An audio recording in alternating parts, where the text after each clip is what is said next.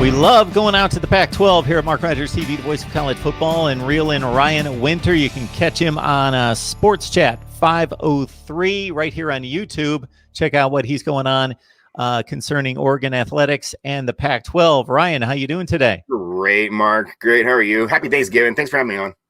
Absolutely. Happy Thanksgiving to you as well.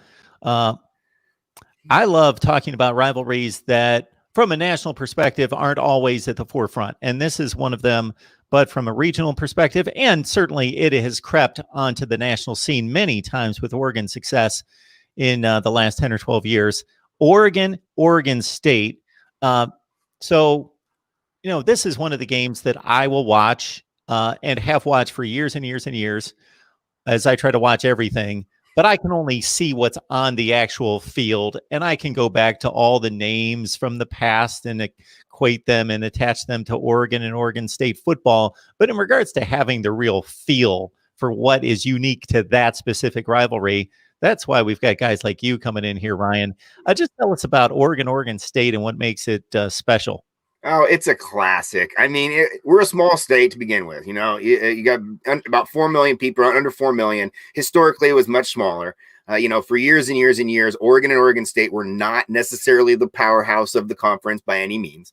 They were usually always in the middle or at the bottom of the conference. So this game meant a lot. This game was the last game of the year. There were years and years where Oregon and Oregon State, both of them didn't go to a bowl game. So this was kind of like the bowl game. The schools are 37 miles apart.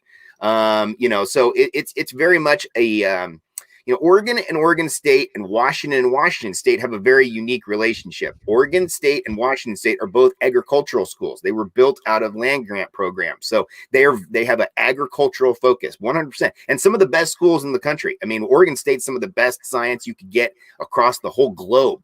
People study all sorts of stuff around there. So we can really tip our cap to them. But Oregon represents more of law and business and other sort of stuff. Same with University of Washington, great law school.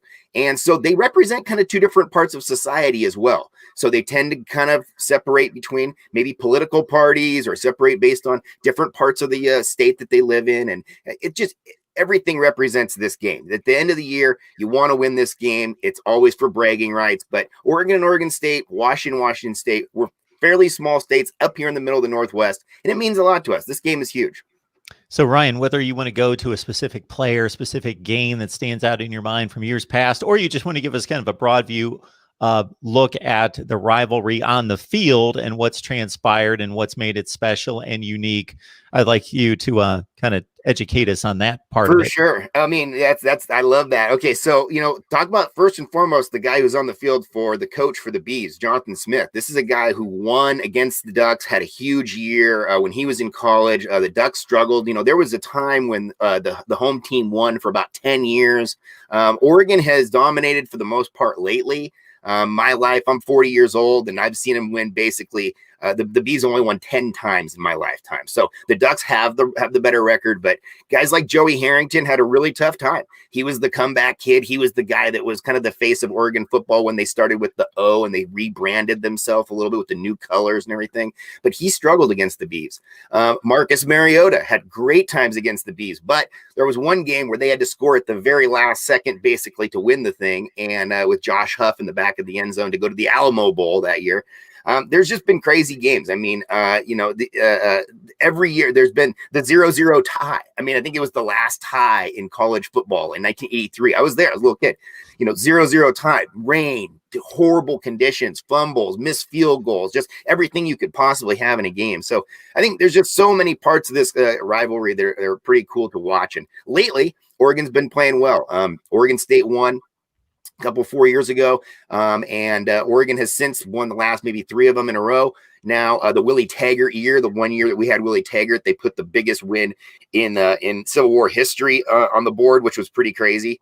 And that was a 69-10 game. That was I remember that one. Yes, that was 2017. It's a classic rivalry. We love to be a part of it. And it's Thanksgiving week. It means a lot. Families come together. There's a lot of families that have multiple siblings and one goes to Oregon State, one goes to U of O, and there's the house divided stickers that they have and everything. So this is a game that means a lot to people. And before I pose this question to Ryan, I'll let anyone know out there that if you're an Oregon State fan and want some representation on here, certainly let me know who I can contact. I'll bring them on here and we'll talk some Oregon State football. Love college football, the voice of college football. We want to hear from everyone. Yeah. So we got Ryan on the line, but before we dive into your team, want to get your program perspective on Oregon State. You mentioned Jonathan Smith taking over. I had mentioned to you before we started recording, I will dive into the nerdy analytics and so forth. And there were a couple of years consecutively there during the Gary Anderson run where Oregon State was fielding like historically bad defenses. They were so bad. And the offenses were bottom 5 to 10 in the nation as well. They had just really bottomed out. And for Jonathan Smith to walk in there, and for some younger people that aren't familiar with Oregon State football success, go back to about 1999 to about 2002 or 3, and just look at like the AP poll.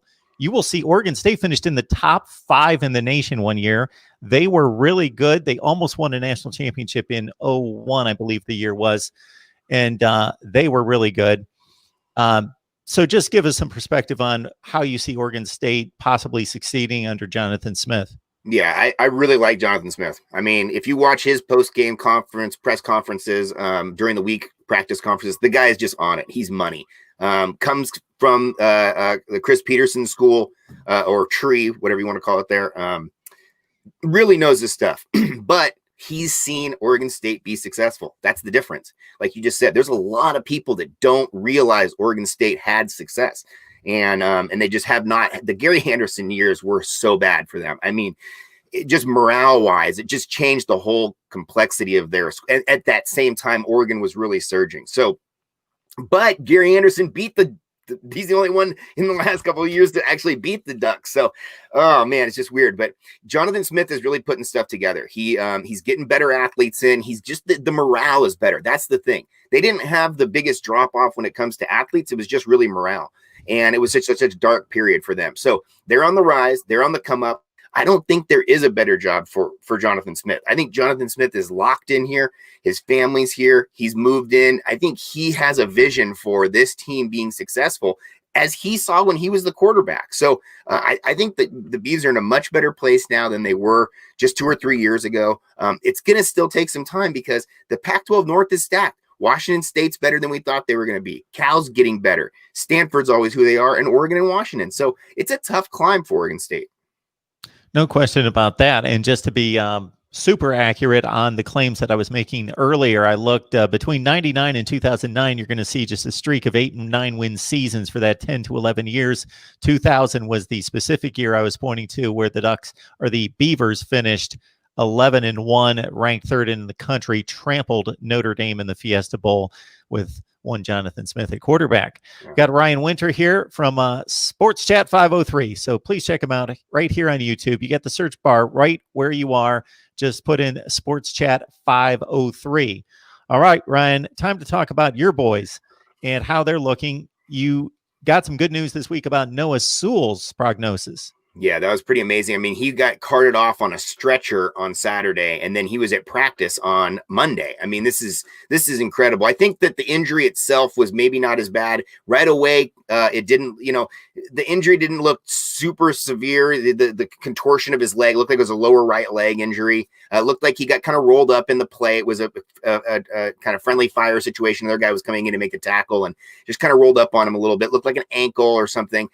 Didn't look like anything severe. Coach said after the game that looked good, but he came out to practice with an ankle brace on and was ready to go. So I think he's a big difference maker. Heart and soul of the team. You can see how all the players reacted when he got injured. They flocked over to the cart. They all came up to him. He's a freshman. Now, obviously, with his brother being here the last couple of years, get to know the family a little bit better. But this is a guy who's come in day one and been an impact player for the Ducks. I mean, he's already, if he's not in the top 2 or 3 of tackles on the team, he has tackles for loss that's up there. The guy just makes plays. So, and he's a great special teamer as well. Usually every single game, he started the game with either being the guy that tackled the guy on the kickoff or being right there next to the guy.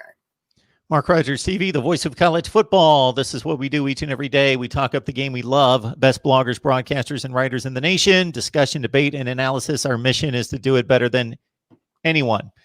All right, Oregon State coming up here this weekend on Saturday. So through 3 games, as the Ducks stand at 3-0, one of 2 Pac-12 teams at 3-0, Colorado and Washington 2 for 2. What would you weigh through 3 games as being maybe a little bit better than you expected, a pleasant surprise, a nice area on the team, offense or defense, special teams, and then on the negative side, a place of concern that you would like to see shored up?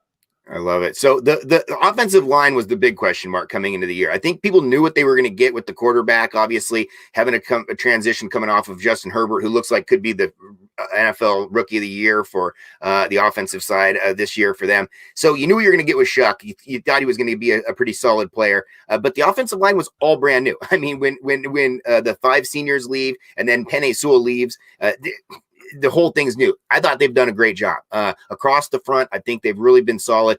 A little bit of pressure last week, a little bit too much pressure. The UCLA front's really good as well. And there's some NFL bodies on that line as well. So there's a reason why. But defensively, though, this is the part of the ball that really we thought as Duck fans where it's going to be solid, better than the offense.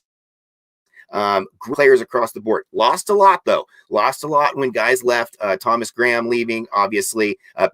Brady Breeze leaving in the back on the safety side. And, you have, guys coming in ready to play, but losing some of those guys. Javon Holland, he's going to be an NFL player. Losing some of those guys was really, you can tell. I mean, you can just tell straight up when it comes to tackling, when it comes to coverage, there's still open gaps in the middle of the field. Guys are getting easy pass catches, 10, 15 yards down the field, a lot of times on a 3rd down, which is crucial. So the Ducks defense needs a little work. I think defenses across the country suffered with COVID. They weren't able to do the same kind of tackling drills. They weren't able to kind of work the same way that some of the offensive guys were able to get some work in with the 7-on-7.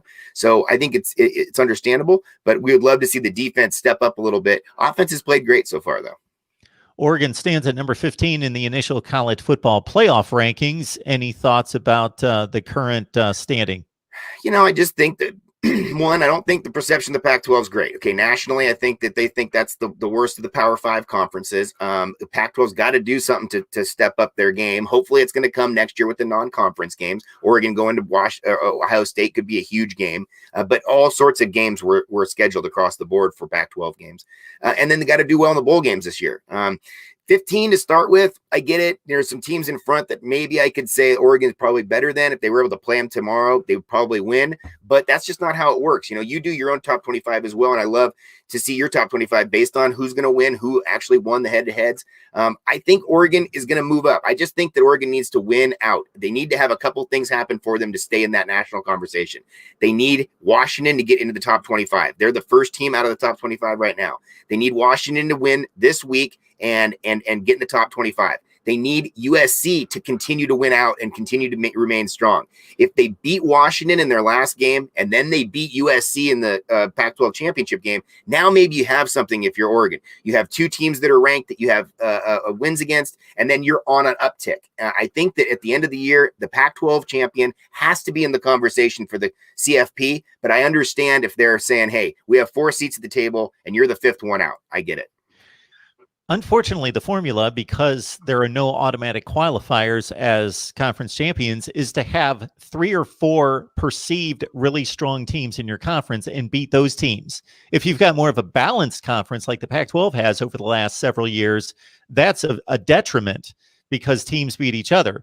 The playoff committee and largely the public ignores about 4 to 5 down in every conference, and you can be awful, but if you're the Big Ten. I'm not talking about this year, but Penn State, Michigan, Wisconsin under Ohio State. Well, then that looks good because you've got 3 or 4 teams in the top 15. But if you've got a bunch of 7-5, 8-4 teams that don't quite crack the top 25, that's to your detriment. Now, that's a fallacy in my viewpoint of the system. You mentioned Washington, and I made the same statement. So I broke down the possibilities or probabilities for each conference to reach the playoff, and Oregon being the most impressive of the 2 3-0 teams with USC. In my judgment, the first few weeks of the season, if they could get Washington unscathed to that game, beat them, and then USC, it looks really good. What's interesting is that the committee ranked the 2 3-0 teams in the Pac-12, not the 2 2-0 teams. And I understand that it's a threshold that they've probably drawn a line. Although Washington has a common opponent in Arizona versus a USC comparison, and Washington annihilated Arizona, and USC scraped by in the last few seconds of the game. Right.